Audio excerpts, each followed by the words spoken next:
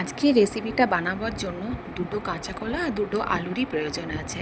এ দিয়ে আমি আজকে একটা দারুণ স্বাদের রেসিপি বানাবো। তাহলে চলুন বন্ধুরা, আজকে রেসিপিটা কি আমরা তাহলে দেখে নিই। আজকে বানাবো কাঁচা কলার কোপ্তা কারি। নমস্কার বন্ধুরা, মানসীর রান্নাঘরে আপনাদের সবাইকে আবারও স্বাগত। আজকের যে রেসিপিটা বানাবো সেটাতে মনে হচ্ছে একটু বেশি ভাত খেতে ইচ্ছে করবে। তো চলুন রেসিপিটা আমরা একবার দেখে নিই।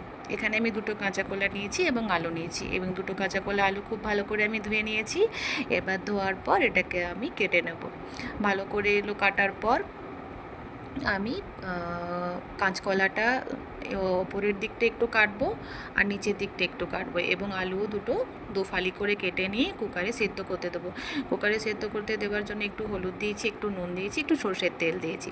সেদ্ধ হয়ে গেল আমার দুটো সিটি দিয়ে। এরপর আমি এটাকে ঠান্ডা হওয়ার জন্য দিয়েছিলাম, এবং আমি এটাকে তুলে নিলাম একটা অন্য পাত্রে। এরপর ঠান্ডা জল দিয়ে আবারও ঠান্ডা করেছিলাম, যেহেতু প্রচুর গরম ছিল, তার জন্য আমি এটাকে খোসা ছাড়িয়ে নিলাম ভালো করে। এরপর আমি কাঁটা চামচ দিয়ে ম্যাশ করে নিলাম।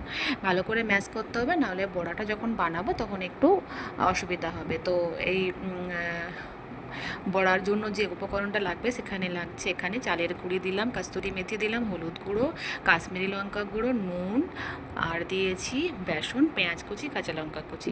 এগুলো সব ভালো করে একসাথে দেওয়ার পর ভালো করে আলতো হাতে মেখে নেব, যাতে একটাও কোনো গোটা জিনিস আলুর বা কাঁচা কলার না থাকে। এবং এগুলো আমি ভালো করে মাখার পর হাতে একটু সাদা তেল নিয়ে এই সেদ্ধ আলু আর কাঁচা কলার ছোটো ছোটো করে বলের মতন বানিয়ে নেব। আপনারা চাইলে বিভিন্ন শেপ করতে পারেন।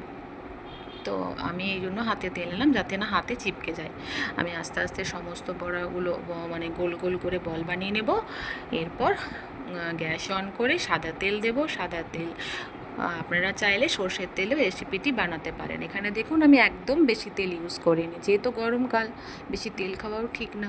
তার জন্য আমি একটু তেল দিয়েই সমস্ত বড়াগুলো ভেজে নেব। এরপরে দেখুন আমার গোল গোল সমস্ত রেডি হয়ে গেছে। একটার পর একটা এখানে বল দিয়ে দিলাম, এবং গোল্ডেন ব্রাউন তোকেও ওয়েট করতে হবে। তারপর এক এক করে এগুলো আমি তুলে নেব। এই প্রসেসে আমি সব বলগুলো এমনি করে ভেজে নিয়েছি, আপনারাও এমনি করে ভেজে নেবেন।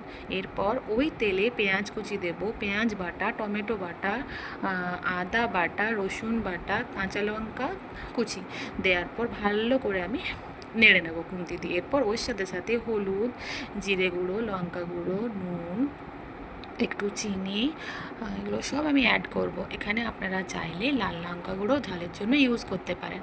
এরপর ভালো করে আমি মশলাগুলো ভেজে নেবো যতক্ষণ না পর্যন্ত তেল বেরোচ্ছে। এরপর পরিমাণ মতো জল দিয়ে এটাকে 5 মিনিট ফুটতে দেবো, এবং 5 মিনিট ফুটতে দেওয়ার পর আমি যে বড়াগুলো বানিয়েছিলাম সেগুলো সব এক এক করে ওটার মধ্যে দিয়ে দেবো।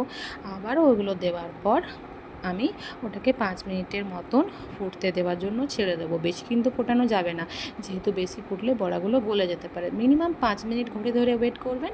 তারপর ওপর থেকে গরম মশলা দিয়ে নামিয়ে দেবেন। আমার এই চ্যানেলের সমস্ত রেসিপিগুলো যদি আপনাদের ভালো লেগে থাকে তো লাইক, কমেন্টস এবং শেয়ার করবেন। আর ফেসবুক পেজ থেকে দেখে থাকলে অবশ্যই ফলো করে আমার পাশে থাকবেন, এবং কমেন্ট বক্সে জানাতে ভুলবেন না আমার রেসিপিগুলো কেমন লাগছে। আপনারা সবাই ভালো থাকবেন, সুস্থ থাকবেন। Thank you.